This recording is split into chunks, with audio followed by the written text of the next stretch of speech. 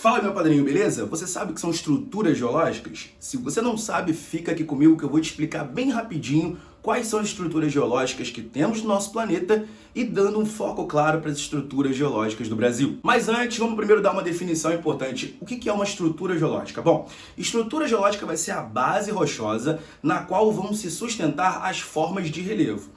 Então, quando eu falo para você de uma estrutura geológica, ela demorou milhões e bilhões de anos para poder se formar. De maneira que, para você conseguir compreender essas estruturas, você precisa saber sobre o tempo geológico. O tempo geológico é aquela tabelinha chata que provavelmente você já viu em algum livro, né? Vou botar aqui do lado para poder você observar, né? É uma parada com vários nomes que muitas das vezes você não entende nada sobre isso. Mas para poder te dar um bisuzão aqui, eu quero que você se concentre em 4 importantes eras, que são o pré-cambriano, o paleozoico, o mesozoico e o cenozoico. Sendo assim, o pré-cambriano o momento mais antigo e o cenozoico o momento mais recente. Agora que você entendeu um pouquinho sobre tempo geológico, a gente pode falar mais sobre as estruturas geológicas com facilidade, porque à medida em que nós vamos dar as suas características, você vai ter que associar ao tempo de formação. E antes de a gente falar sobre as estruturas geológicas, é importante que você não confunda estrutura geológica com forma de relevo, tá?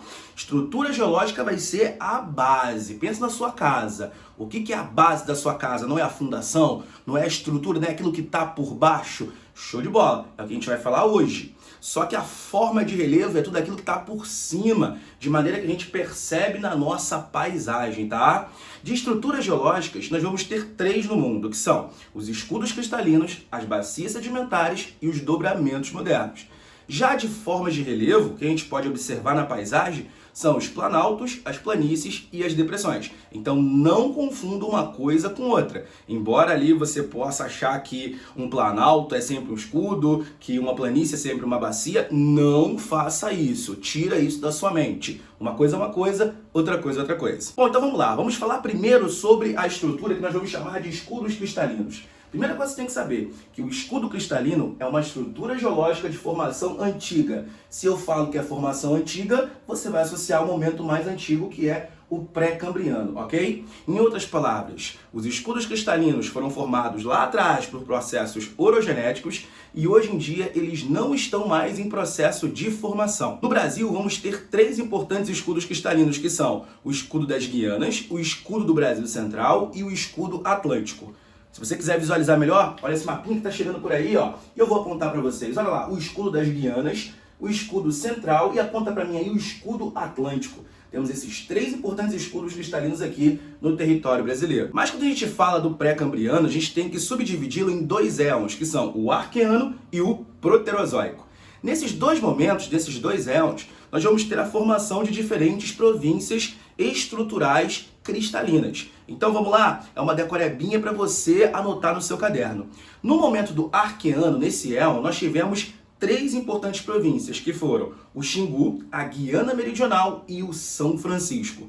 Já no Proterozoico, nós tivemos mais 3 províncias, que são o Tocantins, a Borborema e Mantiqueira. Dessa forma, podemos perceber que no pré-cambriano, nós, através de processos internos, tivemos essa base, esse arcabouço geológico sendo formado aqui no território brasileiro. Bom, eu falei para vocês que os escudos cristalinos não estão mais em processo de formação. Eles já foram formados e agora não estão mais em formação. Porém, eles estão expostos aqui na superfície a toda a questão climática, a umidade, as diferenças de temperatura e que, consequentemente, vai provocar nele um processo de desgaste. Então você vai perceber que nos escudos cristalinos predomina a erosão. O processo de perda de sedimentos é muito maior do que o processo de ganho de sedimentos. Então a gente pode concluir o seguinte, que os escudos cristalinos, além de não estarem crescendo, eles estão aqui, ó, diminuindo de tamanho. No território brasileiro teremos 36% dele recoberto por estruturas cristalinas. E como estamos sofrendo constantes processos erosivos, isso vai justificar o porquê que o Brasil não tem elevadas cotas altimétricas, porque o relevo do Brasil aqui, ó, ele está sendo constantemente desgastado pela erosão. Beleza. E também podemos destacar que nos escudos cristalinos temos minerais metálicos. Dentre eles, o ferro, o alumínio, o manganês, o ouro, o níquel, enfim, vários minerais do porte metálico. E no Brasil vamos ter áreas importantes dessa produção, como é o caso do quadrilátero ferrífero e também a Serra de Carajás. Tá tranquilo, meu padrinho? Tá de boa? Bom, então agora vamos falar sobre as bacias sedimentares. Bacias sedimentares, tome nota, no território brasileiro estará em 64%. Beleza. Temos a formação delas sendo antigas e recentes. Em outras palavras, as bacias sedimentares estão sendo formadas até os dias de hoje. Mas quando eu falo da formação de bacias, você tem que se atentar a mais 3 importantes eras, que são o Paleozoico, o Mesozoico e o Cenozoico. Se eu falo para você de bacia formadas que são antigas, você vai associar ao Paleozoico. E se você pensar em bacias sedimentares mais recentes, você vai associar ao momento do Cenozoico.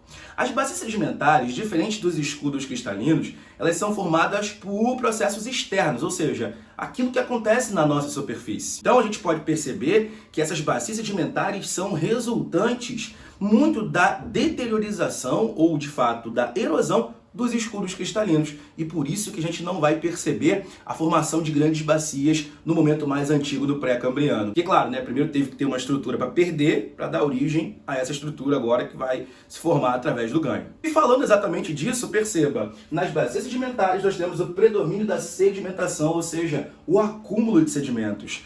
Aqui no território brasileiro temos 4 importantes bacias que eu vou pontuar para os senhores. Repara o seguinte: a bacia do Amazonas, a bacia do Paraná, a bacia do Parnaíba e a bacia costeira. Eu estou aqui tendo que olhar para um mapa que não está aqui nesse momento, então por isso que eu estou aqui tendo que mentalizar onde que de fato vai ser apontado tudo isso daí para você conseguir observar. Então temos 4 importantes bacias sedimentares: a bacia do Amazonas, a bacia do Paraná, a bacia do Parnaíba e a bacia costeira. E o que indica isso para a nossa economia? O que indica isso no Brasil? Perceba, é que nas bacias sedimentares teremos uma riqueza de combustíveis fósseis. No caso, petróleo, carvão mineral, gás natural, são exemplos de fontes que se localizam, claro, fontes de energia que se localizam nessas estruturas sedimentares. E para a gente encerrar, vamos perceber que os dobramentos modernos não se encontram no território brasileiro. Por quê, professor? Porque os dobramentos modernos são estruturas geológicas recentes, beleza?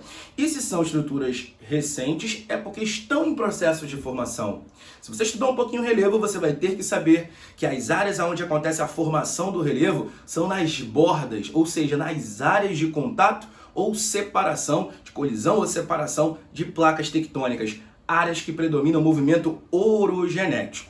E no caso do Brasil, como o Brasil está centralizado na placa sul-americana, não sabe disso não? Então olha esse mapinha daqui, ó. Como o Brasil está bem centralizadinho ali na placa sul-americana, ele está longe dessas rachaduras aí, você percebe que o Brasil ele não vai ter esse tipo de movimentação orogenética dentro do seu território. É por isso que aqui a gente não tem grandes abalos sísmicos, atividade do tectonismo, por isso que aqui a gente não tem vulcanismo dentro do nosso território atualmente, beleza? É tudo exatamente por causa da posição geográfica do Brasil dentro, ou melhor, em cima, ou melhor, no centro da placa sul-americana. Bom, meus amigos, espero que você tenha entendido. Se você gostou, arrebenta agora aqui esse like. Se você não gostou, arrebenta o dislike e não tem problema não, tá? Espero que você tenha gostado e um grande abraço.